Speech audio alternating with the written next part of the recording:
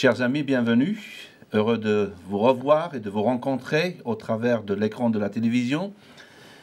Et merci de nous avoir rejoints pour ce rendez-vous autour de la parole de Dieu. Nous espérons avoir des moments bénis, nous espérons avoir des moments, je dirais même, de révélation au travers de la parole de Dieu, afin que nous puissions approfondir notre connaissance de Dieu et aussi offrir l'occasion à ceux qui ne le connaissent pas de le découvrir. Et ceci en lisant et en méditant la parole de Dieu qui est la Bible. Alors nous le faisons avec bien entendu la participation des fidèles Meki et Hassen, bienvenue. Merci. Et avec Dalila aussi, bienvenue Dalila. Merci. Et nous allons, ce n'est pas une habitude, mais c'est une bonne habitude qui est la base de notre relation avec Dieu, remettant ces moments entre ses mains. Seigneur Dieu, nous te remercions pour cette occasion que tu nous donnes, cette opportunité que tu nous offres, Seigneur, afin de te rencontrer au travers de ta parole, d'entendre ta parole et d'être enseigné par elle. Merci d'aider nos frères et de nous aider, nous aussi, qui posons des questions, et à nos frères qui nous répondent. Merci de nous aider tous. Nous te prions aussi pour ceux et celles qui regardent, afin qu'ils soient bénis au travers de ta parole. Nous le demandons au nom de Jésus-Christ. Amen. Amen. Amen. Alors, nous avons parlé lors de l'émission passée de la parole de Dieu. Nous avons vu, vous nous avez enseigné, et nous avons vu aussi que Dieu est avec nous, quelles que soient les circonstances dans lesquelles nous pouvons, par lesquelles nous pouvons passer, Dieu est avec nous. L'un des titres de Dieu, c'est le Père. Dieu le Père. Alors, nous allons continuer dans notre cheminement, dans notre recherche, dans la parole de Dieu. Alors, je demanderai à Dalila de bien vouloir, si tu veux bien nous lire quelques passages dans la Bible. Donc, Matthieu 5, verset 27 au verset 30. Vous avez entendu qu'il a été dit « Tu ne commettras pas d'adultère ». Mais moi je vous dis, quiconque regarde une femme pour la convoiter a déjà commis adultère avec elle dans son cœur. Si ton œil droit est pour toi une occasion de chute, arrache-le et jette-le loin de toi. Car il est avantageux pour toi qu'un seul de tes membres périsse et que tout ton corps entier ne soit pas jeté dans la géhenne. Si ta main droite est pour toi une occasion de chute, coupe-la et jette-la loin de toi, car il est avantageux pour toi qu'un seul de tes membres périsse et que ton corps entier n'aille pas dans la géhenne. Merci. Alors, nous voyons ici la reprise de certains commandements de la parole de Dieu. Oui. Est-ce que vous pouvez nous expliquer comment le Seigneur fait cette approche-là, de l'Ancien, quel est le sens qu'il lui donne, l'approche qu'il a utilisée? Voilà. Donc, tu faisais allusion aux 10 commandements. Ici, Jésus associe le 10e commandement sur la convoitise au 7e s'agissant de l'adultère. Ce que Jésus dénonce, encore une fois, c'est le regard chargé de désir. Chargé de désir. Mais si on y regarde d'un peu plus près le texte, Jésus ne traite pas ici de la théorie de l'adultère. Il interroge encore une fois ses auditeurs sur l'état de leur cœur et leur attitude à l'égard de la femme. Et il faut bien se représenter que ce type de propos sont des propos purement révolutionnaires pour l'époque. C'est-à-dire que à l'époque, les femmes juives mariées devaient se couvrir la tête pour ne pas susciter la convoitise. C'est-à-dire le désir de la regarder, donc de porter le regard. Donc de ne pas se mettre en valeur, n'est-ce pas? Et dans ce sens, certains écrits juifs mettent en garde contre le danger que les femmes représentent. Mais Jésus dans ce type de propos, inverse les responsabilités. En ce sens où il dit, c'est celui qui convoite qui est coupable et non celle qui est convoitée. Convoité. C'est différent, parce que le désir mauvais va chosifier, peut-être un mot compliqué, va instrumentaliser le corps de la femme. Alors, Et ça, c'est remarquable. tu veux dire par là qu'il ne faut pas prendre au sens littéral du terme, c'est dans un contexte Non, non, non, non. historique. C'est au sens littéral, Oui, mais Jésus dit, le problème, c'est pas la femme. oui, C'est la manière dont on pose le regard sur elle. c'est vous les hommes. Voilà. D'autant plus que dans ce contexte-là, elles font tout pour ne pas être convoitées, Oui. puisqu'elles sont voilées, Mhm. ne se mettant pas en valeur. De nos jours, c'est peut-être certes un peu plus difficile, mais toujours est-il, c'est la lumière avec laquelle nous allons poser le regard qui est importante. De la manière, oui. Donc le problème finalement réside chez la personne qui regarde. Oui. L'auteur, Voilà. disons, l'auteur du regard. Voilà. Oui. Est-ce qu'aujourd'hui, je dirais, est-ce que la question qui se pose, est-ce que c'est uniquement par rapport à l'homme vis-à-vis de la femme, ou est-ce que Aussi vis-à-vis dans de la l'autre femme sens. aussi, par rapport à l'homme? La convoitise. Aujourd'hui, sans doute, mais du temps de Jésus, ou comme dans certaines sociétés aujourd'hui, là, Jésus parle dans un contexte où la femme n'a pas vraiment droit de citer, n'est-ce pas? Après, c'est toute la question du divorce qui sera développée. Mais tu permets de... Donc, est-ce que le Seigneur Jésus, ici, veut en quelque sorte revoir la position de la femme? La position de la femme, tout à fait, et la présenter, mais pas la présenter, redire que la femme n'est pas une chose que l'on convoite, qu'elle est une personne à part entière, créée avec l'homme, pour être une aide, certes, mais surtout pour encore une fois de plus signifier que le péché est profondément ancré, enraciné dans la nature humaine. Mais si on revenait, Meki, tu aimes bien l'histoire d'Adam et de Ève, hein? Tu l'aimes bien. Alors, Ah oui, on ça dirait nous parle comme on à plus faisait d'un titre. autrefois autour d'un canoun, hein, autour de chez nous, hein, d'un canoun, donc le poêle kabyle, où l'on met le feu, on tourne et on écoute une histoire. Les histoires, c'est toujours des temps anciens.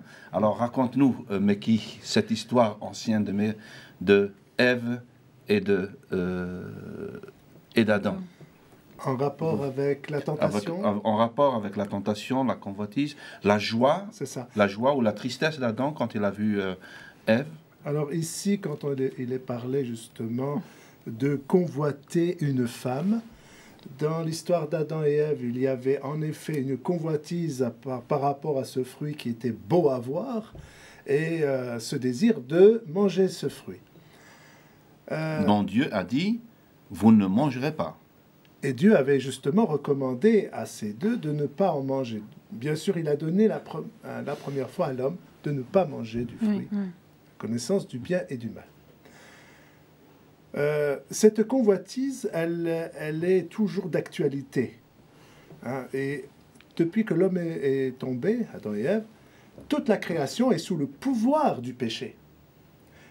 Et la tentation, la convoitise, c'est pourquoi Dieu a donné des lois à son peuple. Tu ne convoiteras point. Hein, il y a l'idée de séduction derrière, un désir de posséder Ce que l'autre a. ce que l'autre a. On n'a C'est de pas cela dont aussi. il s'agit. Et cela peut être valable non seulement pour les questions d'adultère, ça peut être d'autres questions de convoitise. La voiture d'un tel, la maison d'un tel. Ton monospace, que sais-je. Ma voiture, on peut toujours Tu peux. envier. Et là, ça fait partie du monde du péché. Toute la création est sous le pouvoir du péché. Domination, oui. Et donc, cette convoitise, quand Jésus parle justement d'un problème d'actualité de son époque, mais qui se perdure depuis la création, Qui est depuis propre à l'homme. Jésus, mais c'est venu depuis la chute. Ce qui fait que, quand Jésus parle de cette manière, il dit, vous n'avez pas d'autre solution que d'accepter ce que je vous dis. Oui. Et c'est pourquoi nous pouvons apporter un message d'espérance pour chacun de nous. Et ce que nous avons, nous, expérimenté, c'est justement cette libération de ne pas tomber dans ces travers, même sachant que notre nature, je le disais la fois précédente, nous vivons en crucifié, ce qui veut dire que nous n'allons pas répondre aux convoitises, à nos désirs, de nos pulsions, de notre vieille nature charnelle, de péché. Et grâce à Dieu, il nous donne ce pouvoir et il nous donne notre position initiale de responsable à part entière, de dire oui ou non.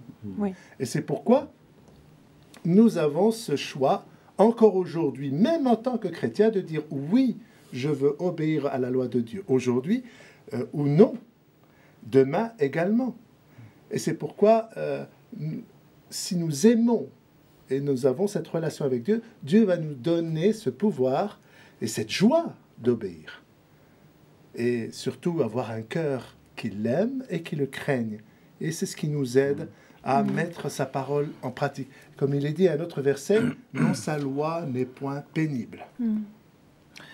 Oui. Oui, lorsque tu parles d'Adam et Ève, c'est juste une aparté, hein, que tu parles de responsabilisation, et c'est vrai que dans le texte de la Genèse, il parle du fait qu'il a donné la responsabilité à l'homme de donner des directives à la femme, puisqu'il lui a dit tu ne mangeras pas de ce fruit. Donc l'homme a transmis à la femme la parole de Dieu, puisqu'elle n'était pas présente. Et là, ensuite, lorsque tous les deux vont chuter, il va accuser, entre guillemets, Dieu, en disant la femme que tu as placée à côté de moi, que tu as mise à côté de moi, à mon côté. Ce qu'il faut savoir, c'est qu'au moment de la tentation, de la prise de ce fruit, hein, c'est que le mari était à côté. Quand la femme a pris ce fruit, Oui. L'homme était à côté. Oui. Donc il aurait pu avoir voilà. cette délicatesse de dire à Ève, n'en prends pas, n'écoutons pas. Non, ils ont écouté, entré en dialogue, en tout cas Ève. Donc la responsabilisation est pour les deux. Et là, l'homme n'a pas joué son rôle de... Et là, je pense que c'est pareil, hein, lorsqu'il dit si ton œil, si ta main droite est pour toi une occasion de chute, coupe-la, il est catégorique. Hein, et Jésus est catégorique, c'est pour dire que c'est quasiment impossible, c'est difficile. Hein? Puisqu'il est difficile de se couper la main, donc... oui, mais alors en ce sens-là... Est-ce qu'on peut le comprendre dans non, ce sens non, littéraire? il ne faut surtout pas le prendre au sens littéral du terme. C'est juste l'idée de dire que face au péché, à l'impureté, à l'impudicité, la seule solution est de fuir.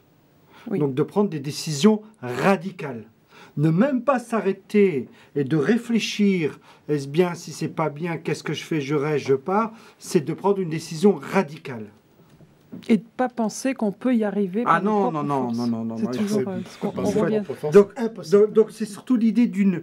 donc c'est la nécessité d'une décision, d'une action décisive et urgente contre le péché. Parce qu'on ne négocie pas avec le péché. On n'entre pas en discussion avec le péché. Sinon on est perdant. Oui. Puis ça me rappelle aussi le passage avec Abel et Caïn. Lorsqu'il dit le péché est tapis à ta porte, ouais. Et toi domine sur lui. Il y a toujours là l'idée de responsabilisation. Quand on dit c'est plus fort que moi, c'est sûr, il y a une compréhension que notre nature, elle est faite de cette manière, elle est sous l'égide du péché ou de la puissance du péché. Et c'est là où on trouve une grâce, la grâce d'accepter celui qui a pris sur lui et qui nous donne son autorité, sa force pour surmonter ou supporter les tentations. Merci. Est-ce qu'on peut continuer, versets 31 et 32 Versets 31-32. Il a été dit que celui qui répudie sa femme lui donne une lettre de divorce. Mais moi je vous dis, quiconque répudie sa femme, sauf pour cause d'infidélité, l'expose à devenir adultère, et celui qui épouse une femme répudiée commet un adultère. Merci. Oui, encore une fois, on retrouve la préoccupation qu'a Jésus du statut, du devenir, de l'avenir de la femme. Parce qu'aujourd'hui, quand un divorce se prononce, je veux dire dans nos sociétés occidentales, l'homme et la femme travaillent, c'est toujours un drame. Mais l'homme et la femme travaillent. Mais en ce temps-là, comme c'est encore le cas dans certaines sociétés, le divorce signifie pour la femme pauvreté et parfois déshérence dans la rue. Plus de caisse de retraite, plus de revenus, plus rien. Et donc Jésus, parce qu'on est dans un contexte où on peut divorcer pour des raisons futiles. Certains textes nous renvoient même, certains commentaires rabbiniques, où on parle de divorce parce qu'un plat a été brûlé. Jésus a dit, attendez, là, c'est excessif quand même. Voilà.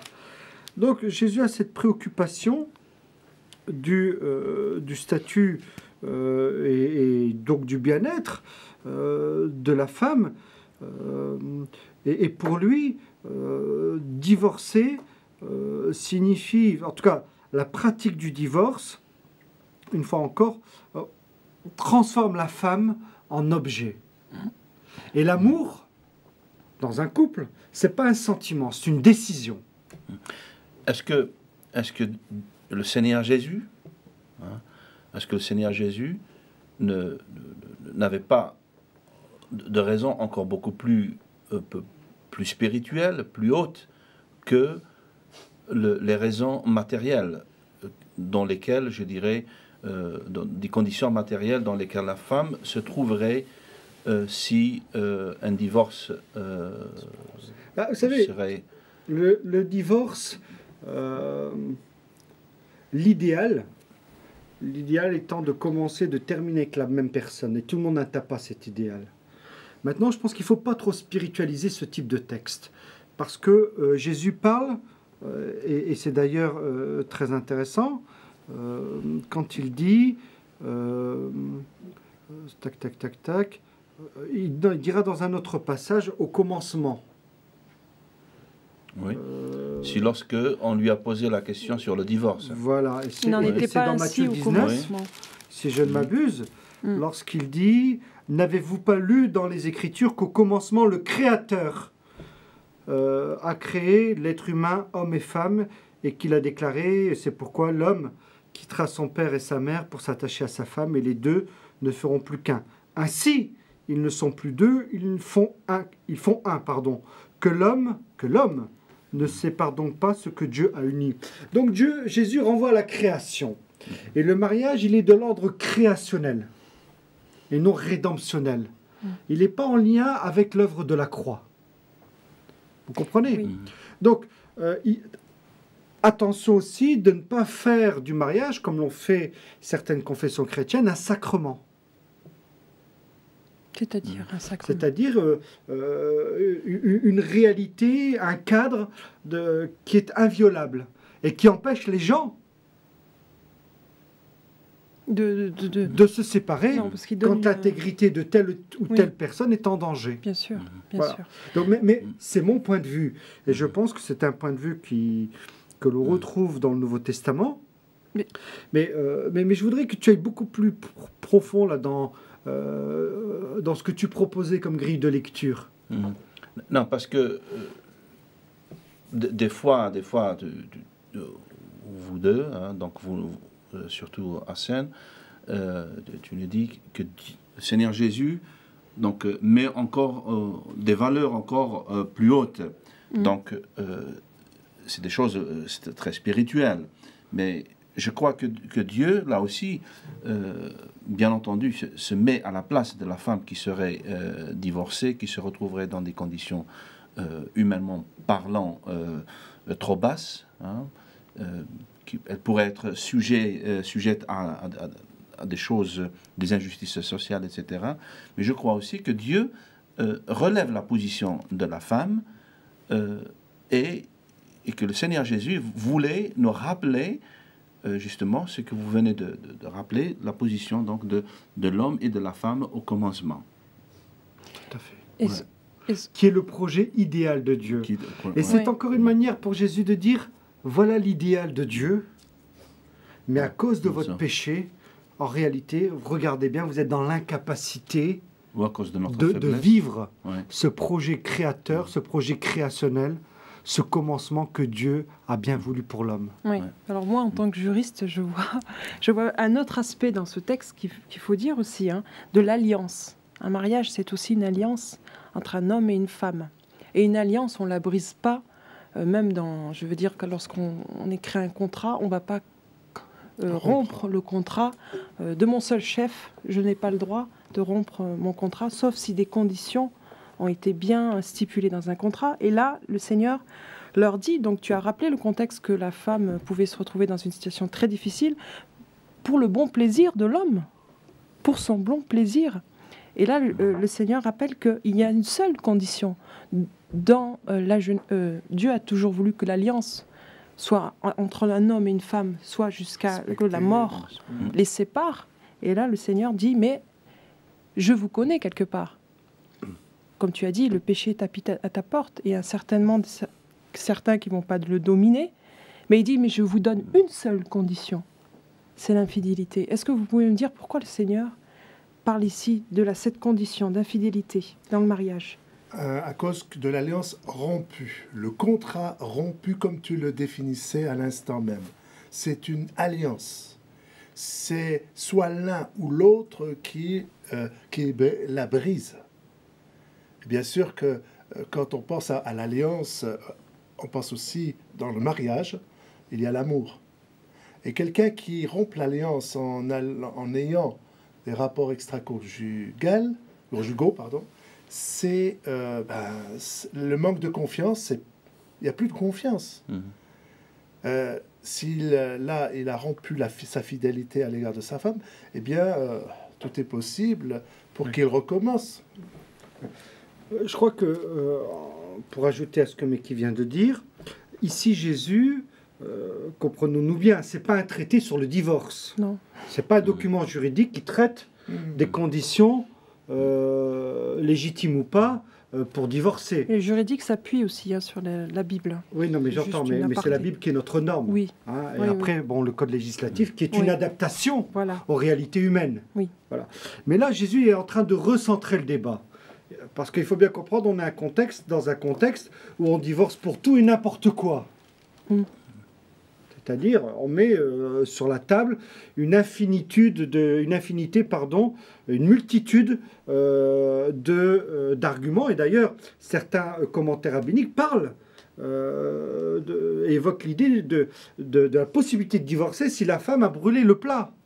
Donc, vous voyez, on était parti dans une sorte de surenchère dans ce domaine. Et non, là, Jésus recentre le débat en disant, écoutez, la réalité humaine étant ce qu'elle est, même si l'idéal du plan créateur de Dieu, c'est un homme et une femme pour la vie, ok, il y a votre réalité, il y a le péché qui est profondément ancré et qui vous colle à la peau, ok, s'il y a un divorce, que ce soit au moins pour une question d'infidélité. Donc il recentre les conditions, il les limite.